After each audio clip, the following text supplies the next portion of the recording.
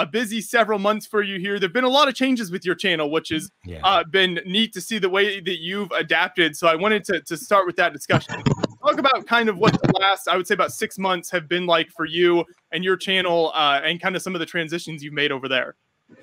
Well, I mean, you could use the common term of it's been a roller coaster, and it would sound, you know, really, really cheap and like I had that prepared or something. But that's exactly what it's been like, because, you know, I had like the high of 2015, 2016 when everything was great and YouTube actually liked me. And then that changed. 2017, 2018 was just kind of, you know, continuing to do the same stuff that I do and trying to do more of it and slowly improve in some kind of ways, you know, to become more entertaining and have higher quality video and stuff like that. But, you know, YouTube was less and less even sending my own subscribers to my own channel. So it was kind of like, you know, I hit this great point, and then this started happening 2019, and just like grabbed a couple of gears, dug into the analytics more strongly than ever, like watched all the videos out there and read all the analysis, statistical analysis and everything of how the algorithms work, you know, how to actually get your viewers to be able to see the content that you produce. I went through all that. So 2019 was like really, really working hard. This is it. I'm gonna save this thing, you know, against all odds. And 2019 was good. It was solidly good. Everything was feeling good. I was enjoying what I was doing more. I was actually reaching my own viewers more, which is the most important thing. You know, I don't care about like grabbing new audiences and expanding. I just want the people who want to see my stuff to be able to see my stuff, and I want it to be good. And then January 7th hit. And that's when the FTC versus YouTube, I'm not going to call it the COPPA thing because COPPA has been around since 2000. It's the FTC versus YouTube thing for YouTube's bad behavior.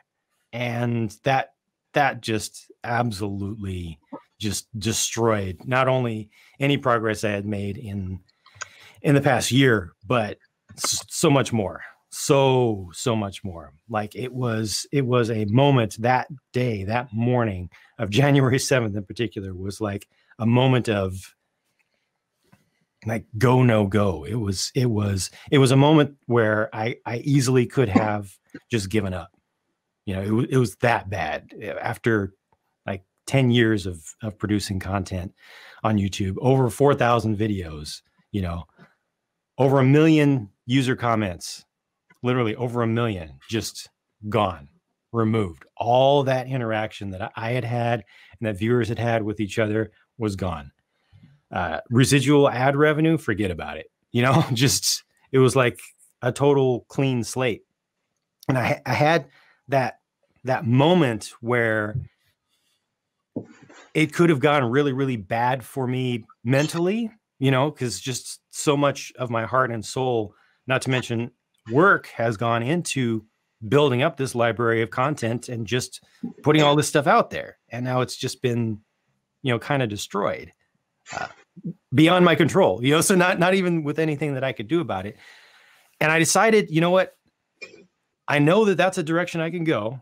I know that this is really, really, really bad, but how can I make it, if it's possible, if there exists a possibility that I can make it better, or that anyone can make it better, that the situation can be better, then let me try to find that. So I basically just put the pause on all video production and said, I need to change. I don't know how I'm going to change. I asked my viewers to say, hey, I'm going to have to do something here. If anybody has any ideas, you know, let me know. This is the time. This is the time right here.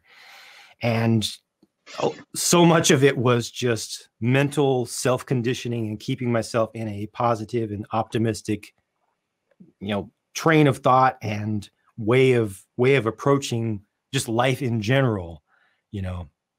And long story short, I survived. You're still here to talk to us today. I'm still here. I'm still valuable enough to somebody that I got a call or a little text message on the interwebs thing from the Beyond the Brick guys. So I'm okay. It took a lot of help though from a lot of people, I'll tell you that. Yeah, it's been wonderful to see your audience kind of rally around you during this time, and the support you've gotten. I think whether it's Patreon or any avenue of that support, I'm sure you've just gotten messages from people reaching out with their support as well. So anything like that is great, especially with everything you were going through, like you said, when that January 7th hit and everything changed for you. Yeah. So I mean, Patreon. Can I talk about Patreon? For sure. Oh yeah, I would love to get your thoughts on that. Yeah. Okay. People have been suggesting Patreon to me for years, probably as long as they've existed and been known about. Before that, like PayPal donation box, like people have said, hey, why don't you just open up a way for, viewers to be able to give you a little bit of support. And even when things were good, it's just like some people appreciate what they get from the screen from me, and they just want to, leave a little tip or something. And for basically this entire time, I have been completely against, just like morally against that idea. The idea that, okay, my relationship with the viewers is I make content, they view it, and then we have some interaction with comments. I try to improve based on their feedback, but it's me to them. The ads part, the revenue part, that's between me and YouTube, or affiliate programs or whatever. That's the viewers don't need to worry about that. They just need to enjoy what I do, and I need to treat them right. So the idea of having basically like a tip jar out there at all times, and having people, just my viewers, coming along and giving me money, was something that just like offended me personally. I did not want to do that. And I've heard there are plenty of creators who have been in that exact same position, because you don't want to dirty up the relationship with your viewers like that. It's just, if you're doing okay with ads and whatnot, then just deal with that. But after January 7th, and after this isn't going where you think it's going. After I put out that call to my viewers asking what else would they like me to do, as I try to figure out, how to save the channel and adjust to the new rules and everything, so many of them said, not, hey, what about Patreon? Have you thought about Patreon? Let me suggest to you that you do Patreon, because I've heard that can be a viable thing to help out creators. Not that. People were saying, open a Patreon page, please. Now I want to support you. I've been watching you for all of these years, and I've wanted to support you. My kid has grown up, has gone through high school, or has gone through elementary school, or has gone from, not being able to understand a single word to now playing with toys and talking about their aesthetics. Please open up a Patreon page. So with that many people, and it was a lot, it was an outpouring of, not, like I said, just not suggestions, but people specifically asking me to do this. That made me kind of override my predisposition against Patreon, and to actually give it a fair shot, to actually look at it with, as best I could, unbiased eyes, to try to look at it from the perspective of, I guess, what its original intent was, which was not so much as just a give me money thing, but as a way to create a sustainable relationship between creators and their fans, that's independent of these platforms like YouTube or or whatnot that we can't control. So it's more of a direct relationship. And I spent probably, I don't know, what was it, like 2 months just trying things out and trying to figure out the tiers and trying to figure out good ways to reward people based on, contribution levels that would make sense for the type of content that I do, and that would hopefully be a little different and a little special, that, they could really connect with, where they realized it was more connecting with me than just through some anonymous, additional platform. Even even though a lot of people were saying, look, I just want to throw you a tip, I didn't feel okay with that alone. So I had just for my own sanity, I had to give something back, you know, with every major tier. And I wanted it to be good stuff. So again, just going back and forth with feedback. I had a preview link, Patreon. Before you launch a Patreon page, they let you basically have the whole thing there just not working. So you can share, it's kind of like an unlisted video where you can just share the link. So I would share that with, you know, on my community tab, on my blog, Twitter, and just, hey, what do you guys think about this? What do you think about this? And eventually hit the button. And people have been very, very supportive. And I've been very, very, very careful to manage the relationships. You know, I see every single supporter as someone who I am working with. And, you know, we have, the community is growing kind of behind the scenes. I'm recognizing names that I may not have before just because there are so many, you know, comments out in the general YouTubeosphere. And, you know, I'm getting to know individuals now, and it's really between me and individuals, and between the individuals themselves that have kind of grown this additional support structure behind the scenes, which is, I don't know, it's new to me and it's beautiful. Like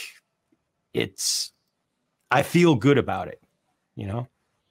And I think people feel good being able to support you. I know from my case, when you first made a video saying, you know, I'm looking into Patreon, I'm going to start putting ideas together. John and I were like, okay, day one support there. And then I kept getting more impatient because it was like, when is he going to launch his Patreon? I'm ready to support. So it's great then, because yeah, your fans can feel like they get more involved. You set up all these great tiers over there. For people to get various perks and things. Go maybe run through some of those if you want to. So for people who haven't had a chance to check out your Patreon yet, what are the types of things you ended up settling on that you felt were kind of cool ways that you could give back to people who supported? Yeah, the main ones, and if whoever's operating the screen there can hit the little show more tiers link as well, just down below in the green there. There we go. The Patreon. There we go. the uncelebrated hero behind the scenes. Always. You know?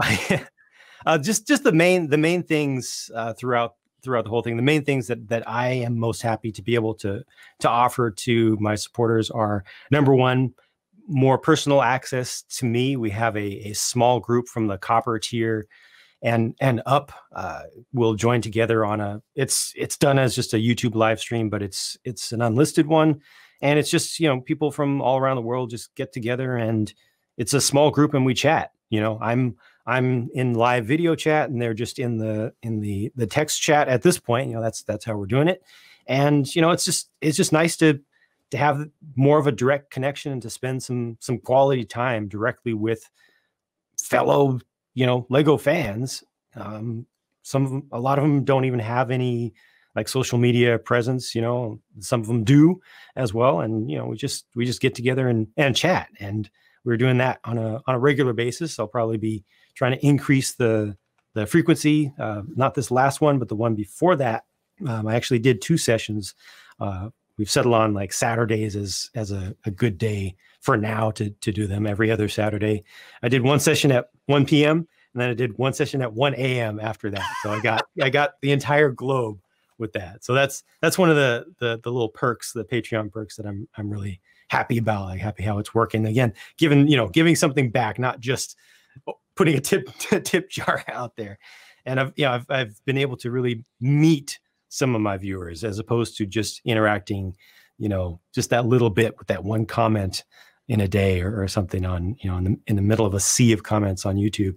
And then the other thing that I personally am really, really happy about, that I really, really enjoy, and a lot of people have had a lot of fun with this, is from the silver tier and up, people can send in their own minifigure of themselves, like their signature figure, whether it's known or not, and then put that into my Lego city. So I'm getting new citizens, that are actual people in New Jang City, and some of them will include like little accessories that are related to them, or will ask for particular placement. At the gold tier, you can say where you want to be in the city and what you want your person to be doing. Otherwise, I'll pick where to put them.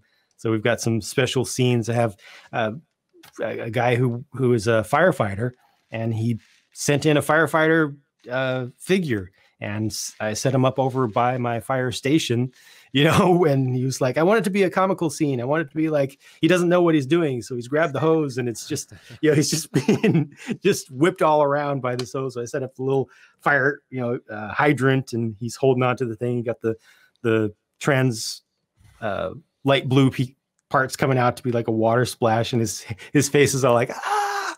So, just having a lot of fun with actually putting real people into New Jang City. That's one of my most exciting ones.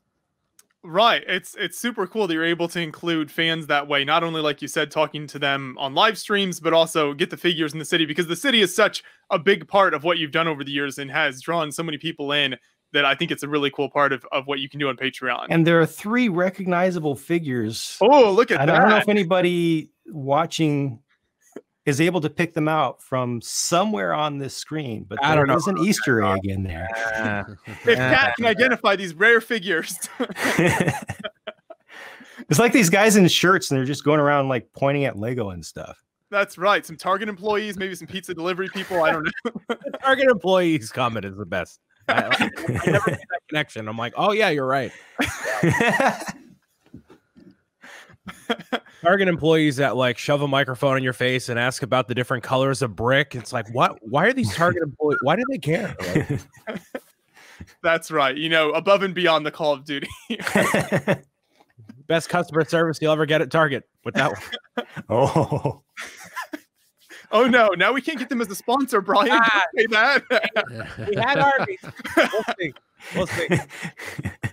But yeah, there are great tiers there. So everyone, there's a link to Jang's Patreon in the chat or in the description of the video. So if you haven't checked it out and you're a fan of Jang and want to support him, definitely go over there, because there's lots of different levels that you can support him at, and anything you do helps keep his channel running and helps him create more content in the future. So I think it's a super cool way to get involved there. Another really cool thing that I think as a fan, someone supporting you is really neat is the ability for people to suggest a set for you to review at a certain level, which I think is really cool. And I know you've already started doing some of those, I think.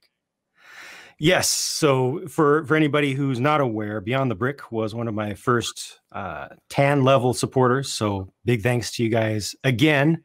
And very happy to do it. Oh, just wonderful. Just I'm happy if you're happy. That's the most important thing. And speaking of which of you Hanlons is it that loves Fort Legoredo from your childhood? That's me. So me and all my siblings played with the Western stuff growing up, but in particular, that's my all-time favorite set. And one that the whole Western line is just spectacular in my opinion. That set in particular, though, is just amazing. And so when I saw that option, I was like, oh, well, first I searched your channel to make sure you hadn't done it before, but I saw you had never reviewed it. I was like, okay, well, this is definitely what we've got to have him do now. So thank you for that. And yeah, so it's the tan tier. If you're at the tan tier, which honestly I thought maybe somebody would try, like maybe one person would try at some point a year in or something, but I got multiple tan supporters from month 1, and Beyond the Bricks was in that list, and you just saw their figures in the city, and asked for, as part of the highest level reward from that tier, asked for me to purchase Fort Legoredo, which I did, and I will be building it, and that will be built and reviewed on my channel because of Beyond the Brick. So thank you guys, and everyone who watches that video that's coming up owes it to Beyond the Brick, which will truly be our greatest contribution to the Lego community. Forget any video we've made on Beyond the Brick. Having Jang review Fort Legoredo will be where we peaked. Nice. I think my mic was gone, but now I'm back. I want to show you something, Jane, because you're talking about Patreon and other ways to earn money. And I've just seen the nice minifigures of my beloved friends here. But I can tell you that John and Joshua are paying a lot of money for this advertisement in my city. So this is a good way to earn a lot of money. So this is the best place near my, actually it's behind there. Okay. So this is the best way for me to earn money. I don't have to think of Patreon or advertisement only because of this here. Gotcha. I'm fine. Now you said it's behind there. You keep it with the microphone facing towards the wall, right? Yeah. Okay. No, Okay, good. Andres, we paid big money for that advertisement. That could be some good sponsorship opportunities if there are billboards in the Lego City and there's all these different. Yeah, that's just an idea. Andres is on to something. Okay. Yes. Sometimes that's good ideas. I wonder, what if like I could put little screens around the city and they could play like, I don't know, like ads, like a digital billboard that you see in real life, like that. Yeah, and then if I can make it so that as you do a tour, you can't skip that until you've watched the entire ad. Right, 30 seconds right on that screen right there, and then you just gracefully move on. Nothing happened. Just, you know, Lego did magnets. We could use magnetron, so the like literally it will not let the camera move away. Great ideas right here in this quarantine stream. This is going to be kind of the new style of content you're doing where you show yourself in the videos, and we touched on that a little bit earlier, but how has that changed the way you create content sort of from your perspective of the fact that you're now sitting there with the set in front of you and talking about it, and then the way that you go about producing content? Honestly, it doesn't feel that much different to me. You know, I just have to comb my hair. You know, that's the biggest change. Just another 2 minutes to get the hair ready, and that's exactly.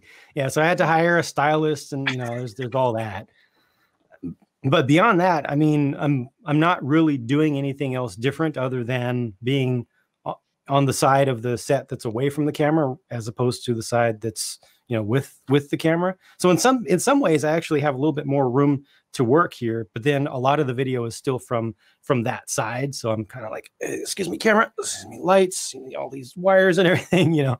But I mean, for me, it hasn't felt like a major change. I was definitely worried about how people would respond to that, just because it's so different.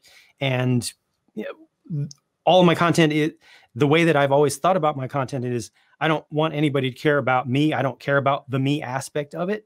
It's about the product, and it's about how I present it. So that's why I've always focused just on the thing. You know, I'm not trying to be a YouTube personality. I'm not trying to be a celebrity myself. I'm here to present information, and if that's entertaining, then great as well. But you know, I was worried that switching from that view to this would alienate some people.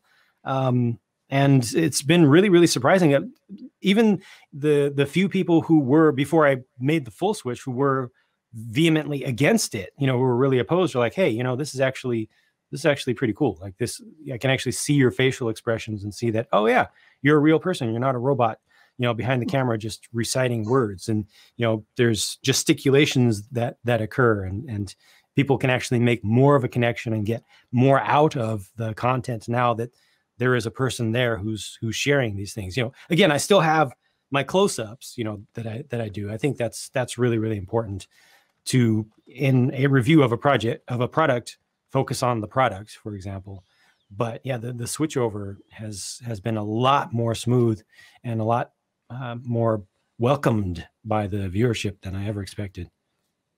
That's good to hear. It's nice when people respond, you know, positively to changes, because that is a struggle as kind of a YouTuber or any kind of online personality, is that, you know, your audience gets used to one thing, and then maybe the creator is like, well, I'm actually want to move on to something else or try something now, and your audience doesn't respond well to that, and they're like, no, we're here for this, so you can't go do that. And right.